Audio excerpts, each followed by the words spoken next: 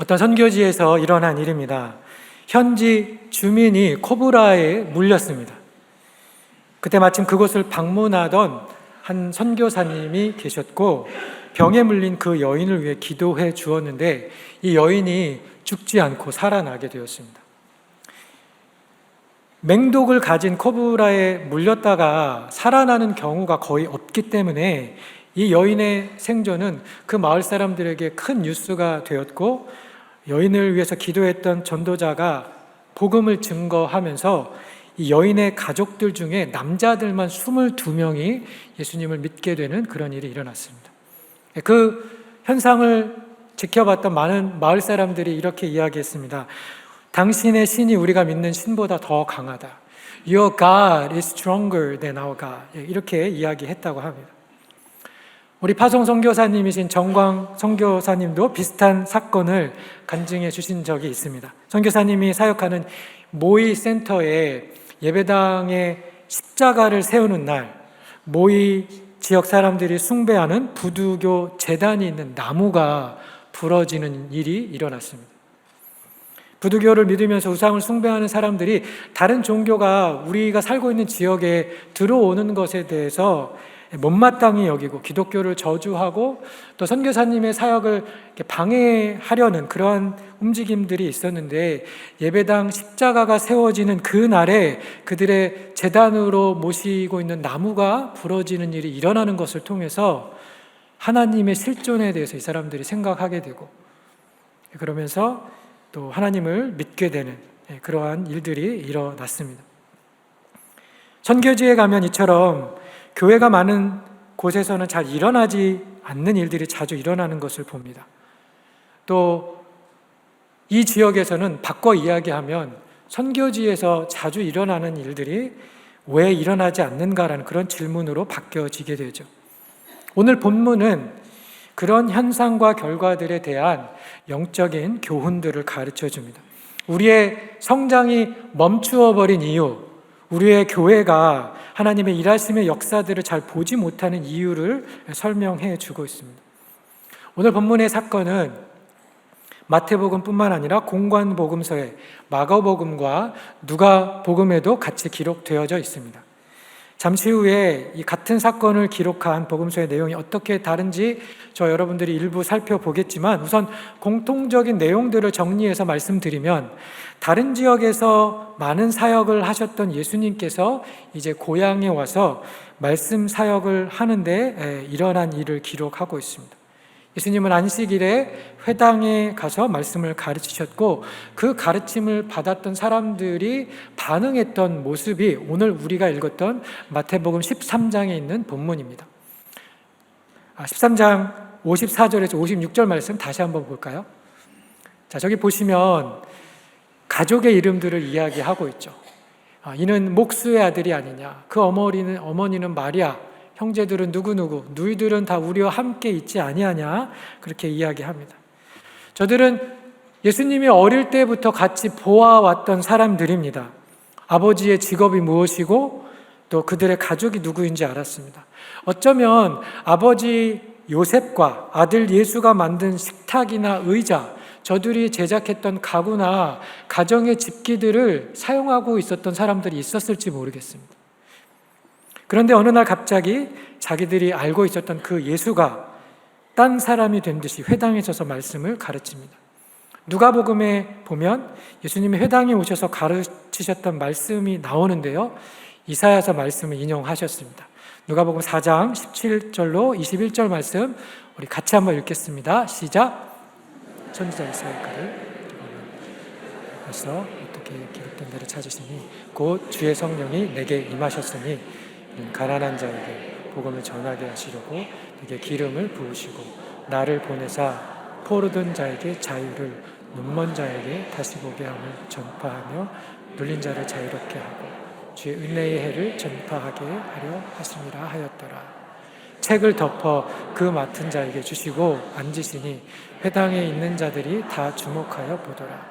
이에 예수께서 그들에게 말씀하시되 이 글이 오늘 너희 귀에 응하였느니라 하시니. 아멘. 랍비의 문화생으로 성경을 배웠을 리 없는 예수님이 이사야서의 저 본문을 펼쳐서 찾아서 읽은 것도 신기한 일이지만 더 놀라운 것은 예수님께서 저 예언의 말씀이 오늘 너희 귀에 응하였다라고 그렇게 선포하신 것입니다.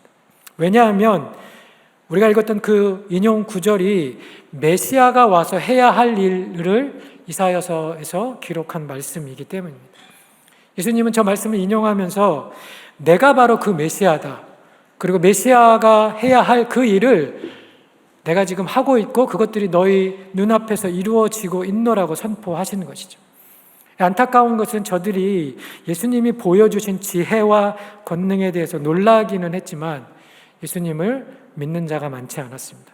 예수님은 거기에서 많은 능력을 행하실 수 없으셨습니다. 행하지 아니하셨습니다.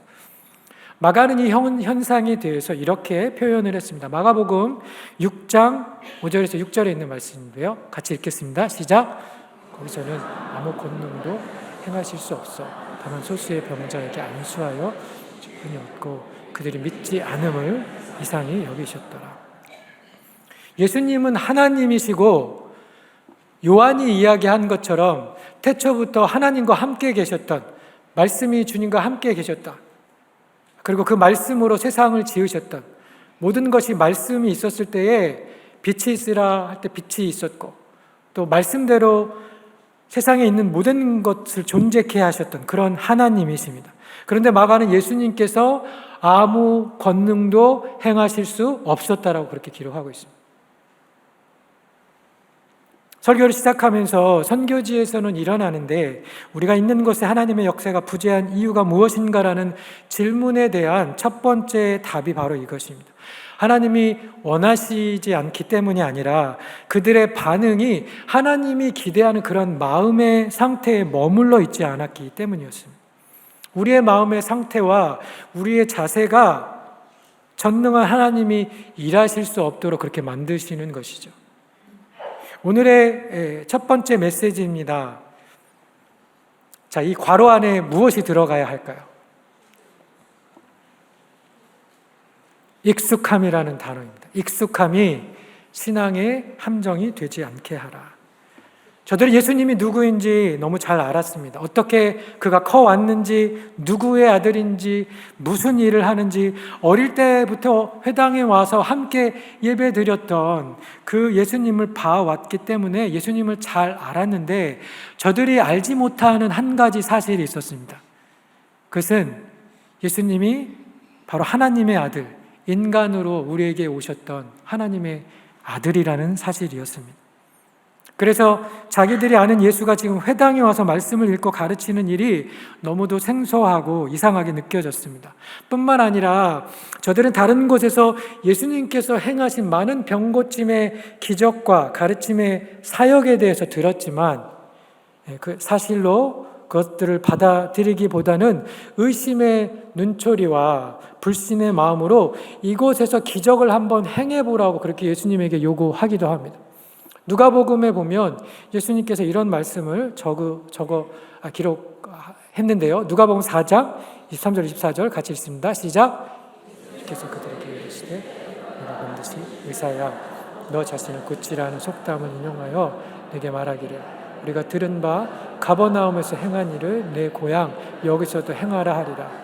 또 이르시되 내가 진실로 너희에게 이르노니 선지자가 고향에서는 가버나움에서 예수님은 많은 기적을 행하셨습니다. 마태복음 8장에서 9장에 보면 예수님께서 행하신 여러 기적들이 기록이 되어 있는데요. 안식일에 회당에 가서 귀신 들린 사람의 귀신을 내어 쫓아주시고 나병 환자의 나병을 고치시고 베드로 장모의 열병이 떠나가도록 하셨습니다. 백부장의 하인의 중풍병, 스트로크에 온 사람을 고쳤고 12년간 혈류병으로 고통받는 여인, 맹인과 벙어리도 고치셨고 심지어는 회당장의 딸, 야이로의 딸, 죽은 아이를 살리는 일도 행하셨습니다. 직접 보지는 못하였지만 나사렛 사람들은 사람들의 입을 통해서 예수님이 하신 이런 일들에 대해서 들었을 것입니다. 그러나 저들은 예수님을 환영하지 않았습니다. 예수님을 너무 잘 알았기 때문에 그분이 하시는 일이 하나님이시라는 사실을 인정할 수 없었던 것이죠. 이와 비슷하게 내가 설교자를 잘 알고 있다라는 친숙함이나 그들에게 갖는 내 선입견이나 생각이 말씀의 역사를 방해하기도 합니다. 때로는 사역자들의 허물과 단점을 보고 말씀을 기대하지 않고 들을 때도 있습니다. 사역자가 예수님이 아니기 때문에 당연히 허물과 죄가 있을 수밖에 없습니다. 그렇지만 나사렛 사람들은 예수님이 죄와 허물이 없었음에도 불구하고 예수님을 받아들이지 않았습니다. 익숙함이라는 감옥에서 헤어나오지 못했던 것이죠. 하나님의 권능이 내 삶에 실제하지 않는 이유, 교회가 하나님의 초자연적인 역사를 보지 못하는 이유도 마찬가지입니다. 우리가 익숙함이라는 장애에 걸려 있기 때문입니다. 설교를 들으면서 우리 성도님들은 나의 지적인 호기심과 또 지식의 욕구를 채워줄 만한 무언가 더 새롭고 어떤 자극적인 정보나 지식들을 선호하십니다. 또 귀를 즐겁게 하는 그런 예화들 듣기를 원하세요. 그래서 목사님이 설교한 내용은 잘 기억하지 못하지만 목사님이 이야기했던 예화는 기억해서 목사님이 그 예화를 반복해서 이야기하면 저 예화 이제 목사님이 사용하셨는데 그렇게 이야기하시기도 합니다. 또 목사님이 설교하는 내용 들으면서 저 설교는 다 아는 내용인데 내가 다 들었던 말씀인데 별로 새로운 게 없네 라고 그렇게 반응하실지도 모르겠습니다. 자, 문제는 내가 잘 알고 있다라는 익숙함, 전하는 사람에 대한 선입견 등이 내가 영적인 기대를 하지 않도록 나를 막아서고 하나님이 역사하지 못하도록 막아선다라는 것입니다. 아는 내용의 이야기, 같은 설교를 들으면 안 되는 것인가요? 여러분, 반복은 좋은 것입니다. 왜냐하면 우리가 반복된 설교를 들음으로써 그 내용을 기억하고 익힐 수 있기 때문입니다. 설교를 들으면서 저 목사님이 오늘 뻔한 내용의 메시지를 한다라고 그렇게 생각하시는 분들에게는 이런 질문을 드리고 싶습니다. 아는 내용의 설교를 들은 나의 삶은 달라졌는가? 내 삶은 달라지고 있는가? 몇 번 설교를 들은 것이 중요한 것이 아니라 동일한 말씀이 나를 변화시켰는가가 중요한 것이죠. 반복해서 들은 내용의 설교를 들었음에도 성도들의 삶에 변화가 없다면 그것은 설교자에게 그 말씀을 또 전해야 하는 당위성을 제공합니다. 예레미야가 그러했던 것처럼 말이죠. 예레미야는 그 임박한 심판, 하나님의 심판 앞에서 너희들이 바벨론에게 항복해야 한다라고, 하나님 앞에 회개해야 한다라는 이야기를 계속해서 핍박을 받음에도 전하였습니다. 그것이 하나님께서 주신 메시지라면 하나님의 종들은 반복해서 전해야 하는 것이죠. 반면에 게을러서 말씀을 잘 준비하지 못하거나 영적으로 둔감해서 하나님의 말씀의 검을 잘 사용하지 못하는 설교자라면 문제가 없다라고 그렇게 말할 수는 없겠지만 중요한 것은 이미 아는 내용이라고, 새로운 것이 없다고 귀를 닫아버리고 하나님을 기대하지 않는 우리의 마음 자세 또한 하나님의 역사를 가로막는 복병이라는 것을 우리가 기억해야 합니다. 더 나아가서 이 시대 미디어가 주는 병폐 중에 하나는 너무나 많은 인터넷 설교나 강의 등을 들으면서 많은 성도들이 영적인 영양 과다에 걸려 있다라는 사실입니다. 영양 과다에 걸려 있는 그러한 식물에게 어떤 일이 일어납니까? 제대로 잎이나 꽃을 피우지 못하고 시름시름 앓다가 식물이 죽어갑니다. 이 시대는 하나님 말씀이 없어서 성도들이 신앙생활을 제대로 못하는 것이 아니라 오히려 넘치는 설교 말씀으로 인해서, 공급 과잉으로 인해서 하나님 말씀의 가치가 떨어져서 말씀의 사역들이 우리들의 삶에 제대로 일어나지 않는 것이 문제입니다. 그래서 가정교회 하는 우리 휴스턴 서울교회는 성도님들에게 다른 교회에서 하는 인터넷 설교를 듣지 말라고 그렇게 이야기합니다. 그 이유는 다른 교회에서 하는 그 설교가 좋지 않거나 나쁘기 때문이 아니라 주일 강단에서 선포되는 말씀, 그것 하나라도 제대로 잘 붙들고 실천해 보라고. 주일 말씀 받은 것을 실천하도록 집중력을 더하기 위해서 그렇게 요구합니다. 들었던 말씀이고 또 아는 말씀이라도 우리가 익숙함이 주는 위험에 빠지지 않도록 마음을 겸손히 하고 집중해서 하나님 말씀을 듣는 여러분들이 되시기를 바랍니다. 하나님께서 오늘 나에게 어떤 말씀을 주실지, 어떤 새 일을 우리 교회 공동체 가운데에, 우리 가정에 행하기를 원하시는지 기대하는 마음으로 하나님 말씀 들으시는 여러분 되시기를 축원합니다. 자, 오늘 본문 13절 57절 말씀에 보시면 예수를 배척한지라 그렇게 기록하고 있습니다. 여기 배척한다라는 말을 새 번역에서는 예수를 달갑지 않게 여겼다라고 했습니다. 저들이 예수님을 배척한 이유, 달갑게 여기지 않았던 이유는 저들이 예수님을 존경하지 않았기 때문입니다. 오늘의 설교 두 번째 포인트인데요. 예수님을 무엇하는 자가 되어야 할까요? 예수님을 존경하는 자, 존중하는 자가 되라는 것입니다.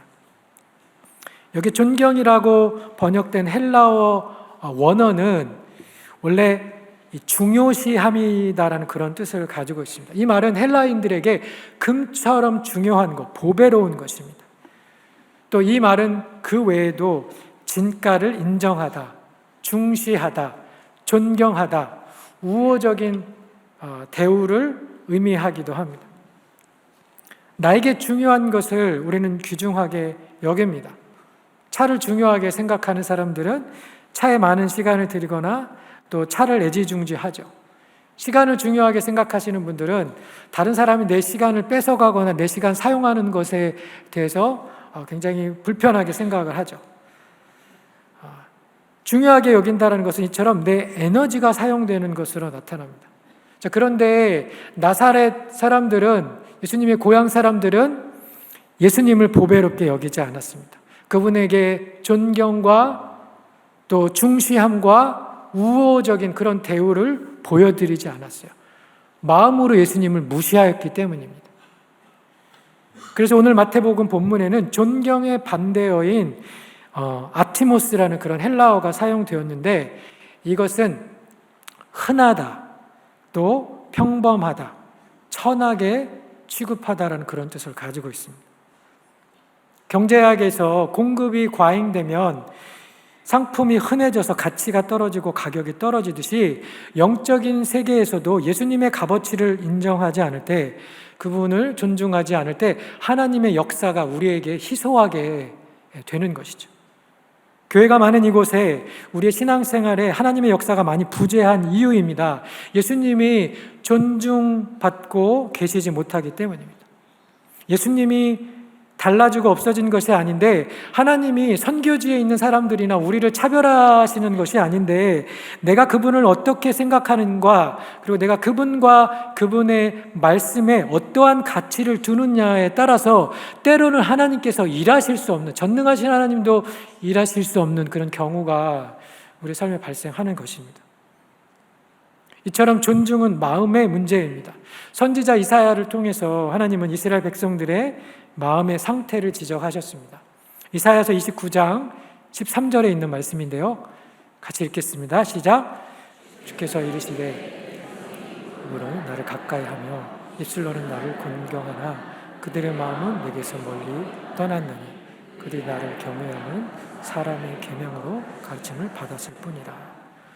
여러분, 이것이 혹시 지금 우리의 마음은 아닌가요?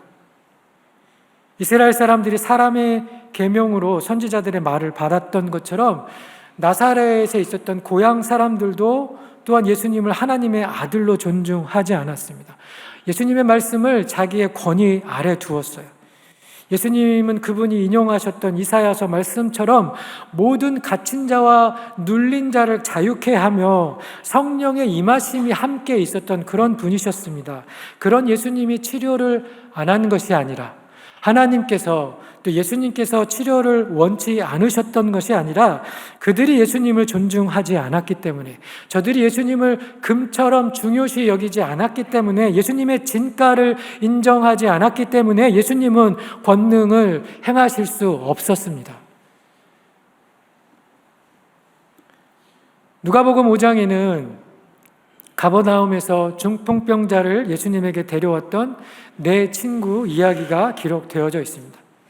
예수님은 많은 군중을 뚫고 지붕에 구멍을 뚫어서 친구를 들것에 내렸던 그 사람들을 보시고 이런 말씀을 하셨습니다. 마태복음 5장 20절 21절 말씀입니다. 같이 읽겠습니다. 시작. 예수께서 믿음을 보시고 이르시되 이 사람아 내 죄사함을 받았느니라 하시니 서기관과 바리새인들이 생각하기로되 이 신성 모독하는 자가 누구냐? 이제 하나님 외에 누가 너희 죄를 사하겠느냐?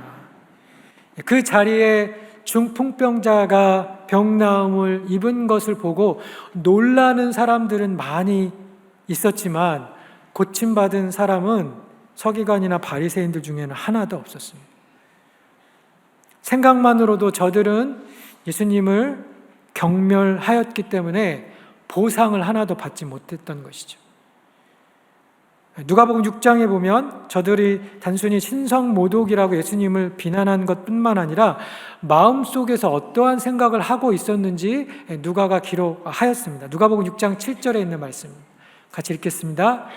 서기관과 바리새인들이 예수를 고발할 증거를 찾으려 하여 안식일에 병을 고친가 엿보니, 저들은 자기들 눈앞에 있는 기적을 보고도 자기 생각을 바꾸기는커녕 오히려 그분을 멸시하며 어떻게 하면 예수님을 고발하고 죽일까, 이런 생각들을 하고 있는 사람이 되어버렸습니다.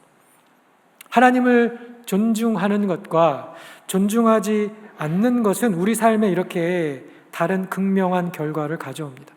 존중하는 사람들은 하나님의 일하심을 보게 되지만 존중하지 않은 자는 하나님을 방해하거나 하나님을 대적하는 자가 됩니다. 우리가 예수님을 존중해야 하는 또 다른 이유는 그분을 존중하는 자들이 하나님의 존중을 받기 때문입니다. 마가복음 14장 6절부터 9절에 있는 말씀입니다. 읽겠습니다. 예수께서 이르시되 가만두라, 너희가 어찌하여 그를 괴롭게 하느냐? 그가 내게 좋은 일을 행하였느니라.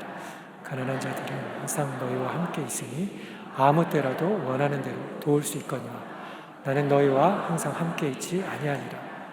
그는 힘을 다하여 내 몸에 향유를 부어 저녁을 미리 준비하였노니 내가 진실로 너에게 이르노니 온천하에 어디서든지 전파되는 곳에는 이 여자가 행한 일도 말하여 그를 기억하리라 치니라.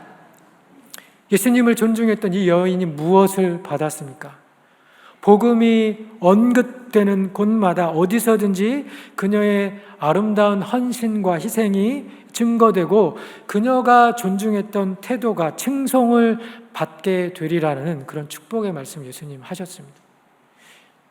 가장 소중한 것을 드려서 아낌없이 드렸더니 주님을 존중하였더니 예수님도 이 여인이 존중받도록 그렇게 축복을 내려주신 것이죠. 지난주 주일 설교에 우리가 양과 염소에 대한 설교를 들었을 때 인용되었던 예수님 말씀인데요. 마가복음 13장 20절 말씀 같이 한번 읽겠습니다. 마가복음 13장 20절. 준비가 안 되었나요? 마가복음 14장 20절에 내가 진실로 진실로 너희에게 이르노니 내가 보낸 자를 영접하는 자는 나를 영접하는 것이요 나를 영접하는 자는 나를 보내신 이를 영접하는 것이니라. 자, 여기 영접이라는 단어 대신에 존중이라는 단어를 사용해서 이야기해도 그 의미가 전혀 무리가 없습니다. 예수님은 자신이 보낸 사람들을 영접하는 것이 나를 영접하는 것이고 아버지를 영접하는 것임을 말씀하셨습니다. 결국 아버지를 존중하는 가시적인 방법은 아들을 존중하는 것이요 또 그 아들이 보낸 하나님의 사람들을 존중하는 것입니다. 그것은 하나님의 말씀을 전하는 그러한 주의 종들을 존중하는 것뿐만 아니라 하나님께서 우리 주변에 보내신 하나님의 사람들을 존중하는 것이기도 합니다. 예수님께서 이 마태복음에서 영접에 대한 말씀을 이렇게 확장해서 말씀하셨습니다. 마태복음 10장 40절로 42절 말씀인데요.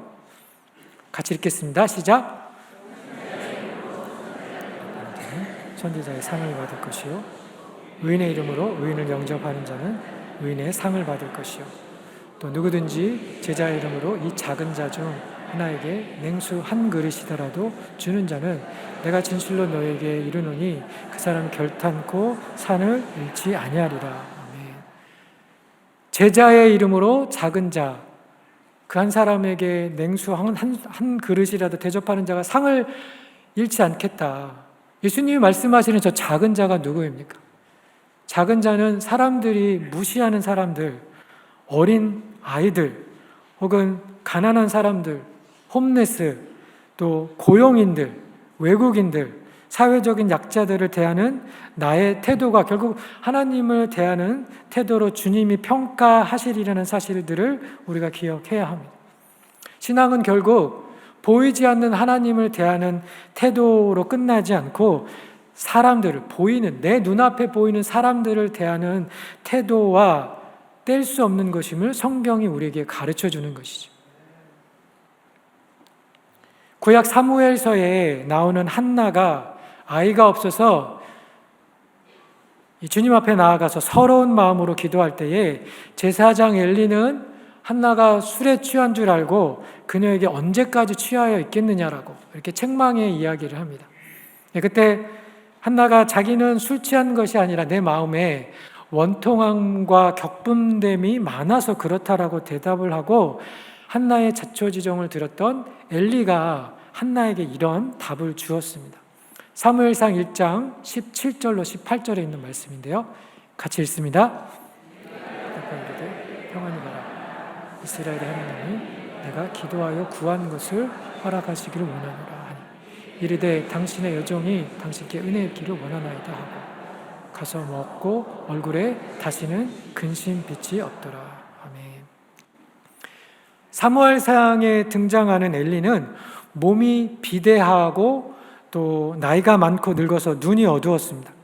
그것은 노령으로 인해서 생리적인 증상일 수도 있지만 사무엘상 3장 1절에 보면 아이 사무엘이 엘리 앞에 여호와를 섬길 때에 여호와의 말씀이 희귀하여 이상이 흔히 보이지 않았다고 성경이 그렇게 기록하고 있는데 그것은 엘리가 영적으로 그렇게 둔감하고 어두웠다라는 것을 간접적으로 표현하는 말씀드립니다. 설교자가 능력이 없어서 설교자가 부족하고 잘 전달하지 못해서 은혜를 끼치지 못할 수도 있지만 제가 이 한나의 이야기를 여러분에게 드리는 이유는 강단에서 말씀을 전하는 자의 부족함과 연약함으로 인해 엘리와 같은 흠이 없지 않지만 듣는 자가 예수님을 존중하는 마음으로 말씀을 들으면 그 말씀이 살아서 역사하는 것이 여전히 가능함을 여러분이 알기 원하기 때문입니다. 믿으시는 분에게 하나님의 은혜가 있을지어다. 여러분 예수님을 존중하는 마음으로 말씀을 들으면 아무리 형편없는 설교자가 말씀을 전한다 할지라도 좌우의 날선 검과 같은 하나님의 말씀이 우리의 폐부를 찌르듯이 내 마음을 찌르고 말씀의 열매를 내 삶에 만들어냅니다. 한나에게 선포했던 엘리 선지자의 축복의 말씀이 그 삶에 이루어졌듯이 아멘으로 말씀을 받는 자들에게 하나님의 은혜가 내려지는 것이죠. 그러니 설교자가 전하는 설교의 내용이 뻔하다든지 전달하는 방법이 그렇게 매끄럽지 않고 전문적이지 않아도 불평하거나 미리 판단하지 말고 예수님을 존중하는 마음으로 말씀을 듣는 귀한 하나님의 사람들 되시기를 바랍니다. 말씀을 전하는 사람의 능력에 달려있지 않습니다. 말씀 그 자체의 능력이 있어서 그 말씀을 하나님 말씀으로 받으면 우리가 생각할 수 없는 하나님의 기적들이 우리의 삶에 일어날 것입니다. 내 마음밭이 옥토이면 우리가 정말 형편없는 설교자가 말씀을 전한다 할지라도 말씀의 보화를 캐내어가는 사람들이 반드시 있습니다. 이 존중의 원리는 언제나 유효합니다. 예수님을 존중하듯이 설교자를 존중하며 말씀을 들으면 하나님의 음성이 들려집니다. 하나님은 자신을 존중히 여기는 자를 통해서 영광을 받으시고 자신을 존중히 여기는 자를 존중하여 주십니다. 예수님 존중하는 마음으로 말씀을 받아서 그 말씀의 능력이 여러분의 삶에 실제하고 예수님 영광 받으시는 그런 한 주가 되기를 주님의 이름으로 축원합니다. 자, 오늘 마지막 58절 말씀인데요. 그들이 믿지 않음으로 말미암아 거기에 많은 능력을 행하지 아니하시니라 기록되어 있습니다. 예수님께서 능력을 행하시지 않았던 마지막 이유는 저들이 믿지 않았기 때문입니다. 자, 오늘의 세 번째 포인트인데요. 믿음을 더하라는 것입니다. 믿음을 더하여 하나님의 말씀을 들으라. 서두에 가버나움에서 있었던 여러 가지 기적의 예들을 설명하여 드렸습니다. 저들에게 믿을 만한 증거가 부족한 것이 아니었습니다. 다른 사람들의 말을 통해서 가버나움에서 행했던 수많은 기적들을 통해서 예수님이 어떤 분이신지에 대한 그런 인식들이 저들에게 있었습니다. 그렇지만 그 인식이 그들을 구원으로 이끌어 주지는 못했습니다. 왜냐하면 저들이 믿지 않았기 때문입니다. 아무리 기적이 많이 일어나고 초자연적인 현상이 내 앞에 벌어져도 예수님을 믿지 않으면 구원이 주어지지 않습니다. 그런 사람들의 반응이 안타까워서 예수님은 이런 말씀하셨습니다. 요한복음 14장 11절 말씀 같이 읽겠습니다. 시작. 내가 아버지 안에 거하고 아버지께서 내 안에 계심을 믿으라. 그렇지 못하겠거든 행하는 그 일로 말미암아 나를 믿으라. 주님의 안타까운 마음이 느껴지지 않습니까? 내가 행하는 그 일로 인하여서 나를 믿으라. 고향 땅에 와서 말씀을 가르치시기 전에 많은 곳에서 그렇게 병자를 고치면서 모든 억눌린 자를 자유케 하며 하나님의 나라를 보여주고 알려주셨는데 저들은 예수님이 행하시는 일을 보거나 듣고서도 믿지 않았습니다. 예수님을 거부하고 하나님도 거부하는 것이죠. 그래서 마가는 예수님이 나사렛에서 소수의 병자만을 안수하며 고치셨다라고 했고 누가는 그들의 반응에 대해서 예수님의 말씀을 이렇게 적어 두었습니다. 누가복음 4장 25절로 27절 말씀입니다. 같이 읽겠습니다. 시작. 내가 참으로 너에게 이르노니 엘리야시되 하늘의 생명을 입게 할 건 다치요 온 땅에 큰 흉년이 들었을 때에 이스라엘에 많은 과부가 있었을 때 엘리야가 그중 한 사람에게 보내심을 받지 않고 오직 시돈 땅에 있는 사렙다의 한 과부에게 뿐이었으며 또 선지자 엘리야 때에 이스라엘에 많은 나병 환자가 있었을 때 그 중에 한 사람도 깨끗함을 얻지 못하고 오직 수리아 사람 나만 뿐이었느니라. 아멘. 성경 말씀 잠깐 보여주시겠어요? 저 구절들 중에서 저는 많은이라는 단어에 제 눈이 쏠렸습니다. 이스라엘에 많은 과부가 있었을 때 그중 한 사람에게도 보내심을 받지 않고 사렙다 한 과부에게 보내심을 받았고 이스라엘에 많은 나병 환자가 있었을 때 오직 수리아 사람 나아만만 나음을 얻었다라고 그렇게 이야기했습니다. 성경에 예수님에게 믿음에 대해서 칭찬을 받은 두 사람이 있는데 그 두 사람이 누군지 여러분 아십니까? 두 이방인이었어요. 로마의 백부장, 자기 하인이, 9절 내리셔도 됩니다. 자기 하인이 병들어서 죽게 되었을 때에 예수님에게 와서 주님이 오시는 것을 내가 감당하지 못하겠습니다. 그냥 말씀만 하십시오. 말씀만 하면 그 말씀이 이루어지면 내가 믿겠습니다. 그랬더니 예수님이 이스라엘 중에 이만한 믿음을 내가 본 적이 없노라. 예수님 그렇게 말씀하셨죠. 다른 한 사람은 귀신 들렸던 딸이 고침받도록 예수님에게 나왔을 때 예수님께서 주인의 떡을 취해서 개들에게 주는 것이 마땅치 아니하다. 그렇게 차가운 답변을 듣고 마치 인종차별과 같은 그러한 말씀을 들었음에도 불구하고 간절하게 끈질기게 주님 앞에 나아갔을 때에 예수님께서 내 믿음이 크도다라는 그런 칭찬의 말씀을 하셨습니다. 여러분, 말씀을 듣는 많은 분들이 오늘 이 자리에 와 계신데요. 주님 앞에 이 수로보니게 여인처럼 또 백부장처럼 또 나아만 장군처럼 하나님 앞에 그렇게 믿음이 크다라고 평가받을 그런 사람들이 어느 분들일까요? 왜 다 이렇게 이방인들만, 많은 이스라엘 사람들도 예수님의 기적과 이적을 보고 그 말씀을 들었지만 왜 주님에게 칭찬받는 그런 사람들은 그렇게 적었을까요? 믿는다라고 하지만 우리도 믿지 않는 불신앙이 더 많은 우리들이 아닌가 싶습니다. 믿는다라고 하면서 하나님보다 의지하는 것들이 우리에게 너무 많은 것 같습니다. 내 직장이나 또 내 직업이나 내 학력과 내 경험이나 지식과 내가 가지고 있는 물질과 또 내 인적 네트워크나 가족이나 또 내가 가지고 있는 어떤 권력이나 또 인기나 우리가 하나님이 없어도 삶에 문제가 없어 보입니다. 그래서 믿는다라고 이야기하면서도 믿음으로 행하지 못하는, 정작 믿음이 필요할 때 믿음으로 반응하지 못하는 우리 자신들을 보게 됩니다. 마치 사도행전 12장에 보면 야고보 사도가 헤로데에게 순교를 당하고 베드로가 감옥에 gat혀 있을 때에 온 교회 성도들이 함께 모여서 베드로를 위해서 기도하였습니다. 밖에서 인기척이 나가서 로데라는 아이가 나갔다가 베드로의 소리를 듣고 안에 들어가서 베드로가 밖에 서 있다라고 이야기하니까 그 안에 있는 사람들이 무엇라 대답했습니까? 내가 미쳤다라고, 내가 베드로의 귀신을 본 것이 아니냐라고 그렇게 대답했습니다. 기도하면서도 내가 기도하는 그 내용에 대해서 믿지 않고 기도하는 것이죠. 그런 것이 우리의 모습이 아닙니까?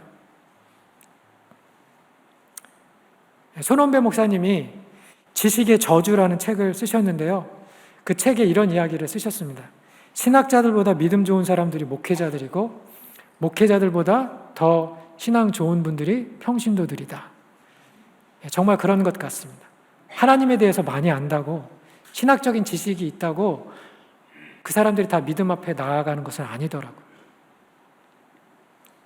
어느 한 성도님께서 제가 예전에 한 주일 설교 말씀을 듣고 자신이 해보지 않았던 일에 도전하게 되었노라면서 저에게 감사 인사를 전해주셨던 적이 있습니다. 저같이 부족한 사람이 전했던 말씀이지만 그 말씀을 하나님의 말씀으로 받고 실천하려는 그런 성도님들을 볼 때 설교자는 겸손해질 수밖에 없습니다. 뿐만 아니라 어려운 삶의 문제를 기도해 달라며, 목사님 이 문제를 위해서 기도해 주세요, 그렇게 기도 부탁하는 그런 성도님들을 볼 때 저는 하나님 앞에 이렇게 기도합니다. 하나님, 저는 능력이 없지만 저에게 그렇게 믿음으로 기도 부탁하시는 저 성도님의 믿음대로 하나님 역사해 주세요. 하나님의 말씀을 들을 때, 하나님께 기도할 때, 주께서 말씀하실 때 믿음으로 응답하는 저와 여러분이 되기를 바랍니다. 하나님의 말씀을 읽고 들을 때 믿음을 더하는 우리가 되기를 소원합니다. 믿음은 삶으로 나타납니다. 내가 어떻게 행동하는지가 하나님께 대한 내 믿음을 드러냅니다. 방주를 지으라는 하나님 말씀에 순종하여서 100여 년이라는 그런 시간, 오랜 시간 동안 가족들과 방주를 만들었던 노아와 그의 가족들, 또 성을 침묵하며 7번 돌고 마지막에 소리를 지르라고 그런 명령에 고함을 치면서 여리고로 나아갔던 출애굽 2세대 사람들, 이 산지를 내게 주소서 80이 넘은 나이에도 헤브론 산지로 나아갔던 갈렙, 또 근심하지 말고 평안히 가라는 그런 엘리 선지자, 참 형편없는 경건하지 못했던 엘리 선지자의 말이었지만 하나님 말씀으로 주의 종이 여종이 주의 종에게 은혜를 입기 원합니다라고 그렇게 말씀으로 믿음으로 받고 평안히 근심하지 않고 갔던 한나, 전쟁의 승패가 칼과 창에 달려있지 않노라며 대군 블레셋을 향하여서 또 골리앗을 향하여서 믿음으로 나아갔던 다윗, 또 밤새 수고해서 얻은 것이 하나도 없지만 그물을 내리라라는 예수님의 말씀에 순종하여서 그물을 내렸던 베드로, 이 사람들 한 사람 한 사람은 하나같이 자신의 힘과 지혜로 마주할 수 없는 그런 어떤 현실의 문제들을 하나님께서 말씀하신 것을 믿고 그렇게 반응하였고 결국 하나님이 직접 일하시는 결과를 얻음으로써 하나님의 살아계심을 경험하게 되었습니다. 여러분, 믿음이 하나님을 일하시게 만듭니다. 하나님이 내게 말씀하실 때에 우리는 그 말씀을 하시는 분이 하나님이시고 하나님께서 그 말씀하시는 것을 행하실 수 있는 능력이 있는 분이심을 저와 여러분이 믿어야 합니다. 저와 여러분이 하나님을 향한 믿음이 부여한 사람이 되기를 원합니다. 의인이 믿음으로 말미암아 살리라 그렇게 말씀하였습니다. 히브리서 11장 6절에 있는 말씀입니다. 여러분 잘 아시는 말씀입니다. 같이 읽겠습니다. 시작. 믿음이 없이는 하나님을 기쁘시게 하지 못하나니 하나님께 나아가는 자는 반드시 그가 계신 것과 또한 그가 자기를 찾는 자들에게 상 주시는 이심을 믿어야 할지니라. 아멘. 하나님 말씀을 듣고 아무것도 하지 않으면, 아무것도 결단하지 않으면 하나님 일하시지 않습니다. 내가 있는 그 자리에서 머물러 있으면서 우리가 동시에 하나님을 경험할 수 없습니다. 믿음을 가지고 하나님 말씀을 듣는 여러분, 믿음을 가지고 내 삶과 말씀에 믿음을 결부시켜서 말씀이 지식으로 끝나지 않고 그것이 내 삶을 변화시키고 다른 사람들에게 하나님의 살아계심을 증거하는 그러한 전도와 선교의 불씨가 되는 것을 경험하는 그런 한 주가 되시기를 예수님의 이름으로 축원드립니다. 기도하겠습니다. 하나님 아버지, 우리의 삶에 하나님의 역사가 멈춰버린 이유, 주님께서 일하실 수 없는 이유들을 오늘 본문 말씀을 통하여서 들었습니다. 우리가 익숙함이라는 감옥에 갇혀 있지 않고 예수님을 존중하는 자가 되기 원합니다. 어린아이와 같은 이름, 의심하지 않는 믿음, 겨자씨와 같은 작은 믿음이라도 그것을 소유하여서 이 산을 들어 저 산을 들어 옮기우라 하면 그대로 되리라. 그리고 이것보다 더 큰 일도 하리라는 하나님의 말씀이 우리의 삶에서 시작되기를 간절히 원합니다.